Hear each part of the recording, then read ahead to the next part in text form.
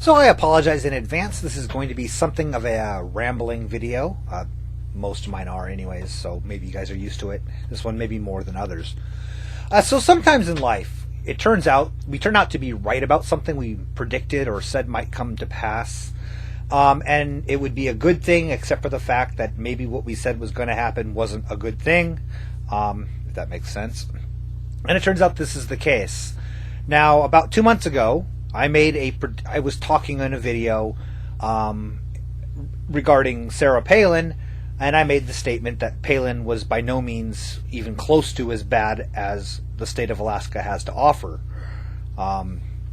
And that I specifically named Joe Miller as an example of someone far worse than Palin that could someday be affecting national politics, or could, very, very easily be in a position of power over affecting you guys in the lower 48. And it turns out, well, I turned out to be correct in that, and it kind of sucks. So Joe Miller he's the Tea Party candidate.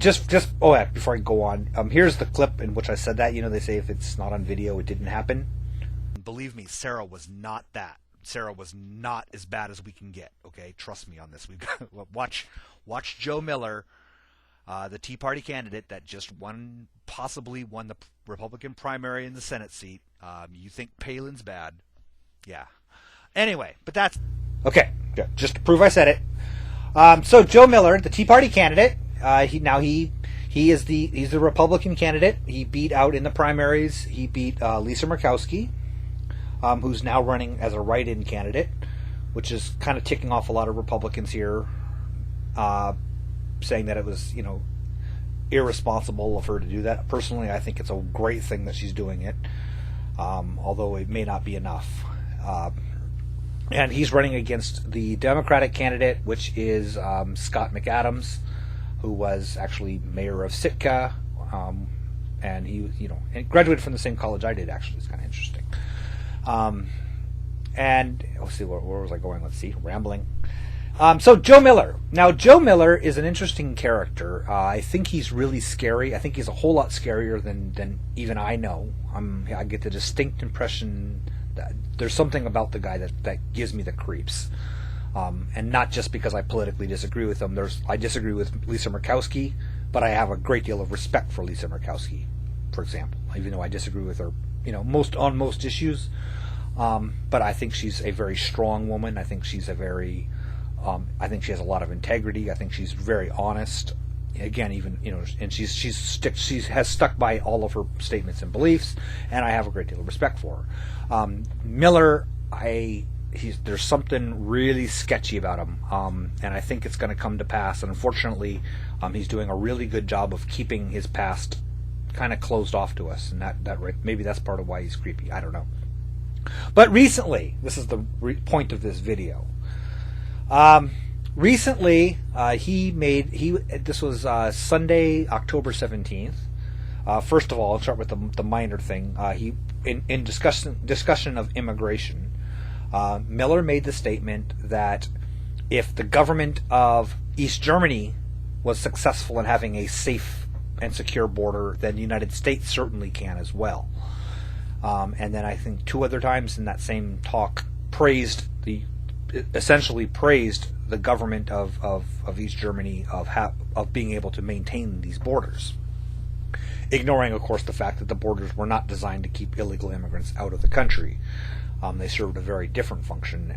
And if any of you are familiar with photos or video of that era, those borders are kind of chilling, and certainly not any part of the United States that I want to be. I mean, I don't want my nation to be like that. That's my thought. But the big issue came when a reporter, was it Tony Hopfinger, an Anchorage reporter, asked him a question about his issues that came about when he was working for the borough of North Slope. And I don't recall if he was dismissed or if he just got a reprimand in his file, but the details of what that was about have been closed, and there's now people are suing to have those unclosed before the election, so that we know if we're hiring an actual criminal or electing a criminal or not. And he's so far successfully kept it closed, and nobody's talking about what it was about, outside of the fact that the incident had to do with him doing political campaigning while using the borough resources, while during the workday, using the computer, and then apparently deleted all the files when he was being investigated, which is also illegal. You're not allowed to do that. And so I don't know I don't think anybody actually knows what the whole story was about that. Anyway, so he's refused to answer questions about it at these things. So at this town hall meeting, the reporter asked him a question. He refused to answer, and so the reporter caught him after the event and asked him the question again. Miller left and exited the place, and the reporter was detained by security guards who took him down a hallway. This was at a middle school, where they put him to the floor, cuffed him, and they held him for 25 minutes until the Anchorage Police Department arrived. The Anchorage Police Department told them to let him go, and that they had no right to hold him. There was no, there was no laws broken, and they weren't going to, you can't. It was a public thing. You can't it's not trespassing. He wasn't breaking any laws, and they had no right to hold him, and the officer would not arrest him. So that was that incident. So there's a whole bunch of what's interesting about this, in my opinion, is the fact that he like a lot of the Tea Partiers, he's really going on this real strict constitutionalist platform. A return to the core values of our U.S. Constitution. Apparently not freedom of the press, and apparently no issue with using security. And this, again, now, had a reporter, now it's bad enough in the first, but had the reporter been actually approaching him, and then the security stopped him, okay, if that makes sense, at least there would have been some kind of this happened after Miller had already left the building. This was punishment for the reporter asking this question after Miller refused to answer. In other words, the question was asked again, and as punishment for that, he was detained. And he felt, not brutalized isn't the right term, but he was pushed around excessively. And also, there's a video circling around. If I get it, I'll put a link to it, where the other reporters from the same organization were also threatened with arrest and told to turn off their cameras, and their cameras were blocked about when they were trying to film this whole incident happening. So that's kind of interesting to me. So essentially, it is stopping the press from asking questions that you don't want to answer, and then using your security as way to enforce that, to put the fear of God into anybody else who would dare answer or ask those kinds of questions to you, is the way it's coming off. Whether or not he intended it to be that way, or whether it was just a big snafu from the beginning. But the incident has kind of opened up another can of worms, a couple of different cans of worms, which I think is kind of interesting. One of which is the fact that the security guards, first of all, that he has this security, what do you call them, this entourage with him. They all wear suits. They dress and act like Secret Service agents, is essentially what people have said that have seen him at several events with Miller. He claimed after the fact that the security agents were required, that he's contractually obligated to have the security around him at all times, which no other candidate in the state has ever heard of. Nobody has been able to verify this. This is what's amazing. The governor of Alaska, Sean Parnell, is often seen, eating breakfast at a restaurant without a security. I mean, we're not the kind of state where our politicians surround themselves with an entourage. It simply doesn't happen. You often will see. I've seen Ted Stevens. I've seen 3 different governors of the state of Alaska just hanging out doing various normal human things, shopping and that kind of stuff. I saw Tony Knowles getting his hair cut once. Stuff like that. That's just the way Alaska. It's a small state, and none of the other. Scott McAdams commented on it that he's never had a security, ever, no matter even when at big events. It's just him and sometimes his assistant, and that's it. So this whole thing about it's obviously an appearance thing. It's obviously to be a very important person by having this, like you have your own Secret Service to follow you. But the incidents what's coming out after this is, and it's being investigated by the Department of Public Health, or Department of Public Safety is investigating this because it turns out the security guards that he has hired are unlicensed by the state and they're not bonded.